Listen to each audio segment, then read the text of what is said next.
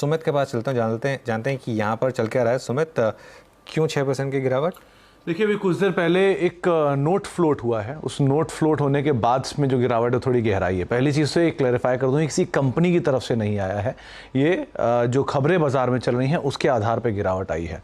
तो खबरें ये हैं कि पायरोक्सासल्फोन ये एक कंपनी का प्रोडक्ट है जो एक कंपनी के लिए बहुत क्रूशियल है। करीब 50 से 60% के आसपास के रेवेन्यूज़ कंपनी से उठाती है। और इक्विरस ने बात मेंशन भी की थी लास्ट क्वार्टर के नंबर्स के बाद कि पहली छमाही में इस प्रोडक्ट की एक स्ट्रॉन्ग परफॉर्मेंस और ग्रोथ गाइडेंस की वजह से उन्होंने उसको अपग्रेड किया था। लेकिन इस प्रोडक्ट के अंदर यानी कि पायरोक्सासल्फोन का जो कंपटीशन है वो थोड़ा और बढ़ गया है। अभी 6 घंटे पहले एक आर्टिकल भी आया कि एक चाइनीज़ नई कंपनी है, उसने भी इसके अंदर एक्सपैंड करते हुए दिखाई पड़ा। और भारतीय कारोबार में बेस्ट एग्रो ऐसी कंपनी जो है वो भी इसके अंदर नई कैपेसिटीज़ ऐड कर रही हैं।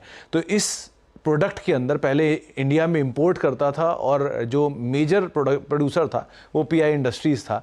लेकिन अब धीरे धीरे सा कंपटीशन जो वो इंटेंस होता जा रहा है और चाइनीज़ कंपनीज अपनी कंपनी इसके अंदर कैपेसिटीज़ ऐड कर रही हैं। प्लस इंडिया में जो बेस्ट एग्रो ऐसी कंपनीज है वो भी अपनी नई कैपेसिटीज़ ऐड करते हुए दिखाई पड़ रही हैं। उन्होंने रिसेंटली एक्सचेंज को नोटिफाई भी किया है कि वो अपने नए यहाँ पर कैपेसिटीज़ को लेकर लगा रहे हैं। तो जैसे से इस प्रोडक्ट को लेकर कॉम्पिटिशन बढ़ रहा है वो मार्केट के लिए एक कंसर्न बन रहा है। और उस कंसर्न को आधार मान के पीआई इंडस्ट्रीज़ के अंदर एक बड़ा सेल ऑफ आता हुआ दिखाई पड़ा है। क्योंकि ये जो नई कैपेसिटीज़ के एडिशन की बात थी ये चाइनीज़ कंपनी ने कुछ देर पहले ही नोटिफाई किया, तो शायद बाजार ने इसको ज़्यादा बड़ा थम्स अप दिया है। लेकिन अब तक कंपनी ने कोई क्लैरिफाई नहीं किया है, ना किसी ब्रोकरेज हाउस का नोट है। लेकिन ये कुछ नोट फ्लोट हो रहे हैं जिसके दम पे शेयर में बिकवाली आते हुए दिखाई पड़ी है। ओके सुमित, बहुत बहुत शुक्रिया। तो ये जो प्रोडक्ट है इनका मैं खैर नाम नहीं लूँगा लेकिन इसमें कंपटीशन बढ़ रहा है, इसकी वजह से ये स्टॉक गिरा है। वैसे